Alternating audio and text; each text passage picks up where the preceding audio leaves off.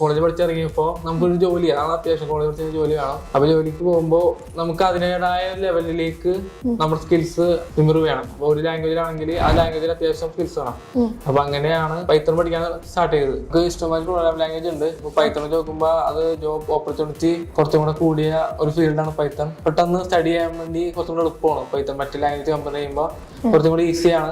English language കുറച്ച് syntax ആണ്, അതുകൊണ്ട് കുറച്ചും കൂടി എളുപ്പമായതുകൊണ്ടാണ് പൈത്തൺ സെലക്ട് ചെയ്തത്. പൈത്തൺ ചെറിയൊരു ബേസിക് മാത്രമേ കോളേജിൽ നിന്ന് എനിക്ക് അറിയാൻ പാടുണ്ടായിരുന്നുള്ളൂ. ഇവിടെ വന്ന് പൈത്തണിന്റെ ഓരോ പോർഷൻസും പിന്നെ മെയിനായിട്ട് ഹൂപ്സ് അത് വളരെ ഇമ്പോർട്ടന്റ് ആണ്. പിന്നെ നമ്മുടെ സ്പീക്കിംഗ് സ്കിൽസ്, അതായത് HR ഇന്റർവ്യൂല് എങ്ങനെ ക്വസ്റ്റ്യൻസ് ഒക്കെയാണ് വരുന്നത്, ആ ക്വസ്റ്റ്യൻസിന് നമ്മൾ എങ്ങനെ ആൻസർ ചെയ്യണം, അതിനൊരു HR സെക്ഷൻ ഉണ്ടായിരുന്നു. പിന്നെ റെസ്യൂമ് ബിൽഡ് ചെയ്യാനായിട്ട് ഹെൽപ്പ് ചെയ്തിട്ടുണ്ടായിരുന്നു.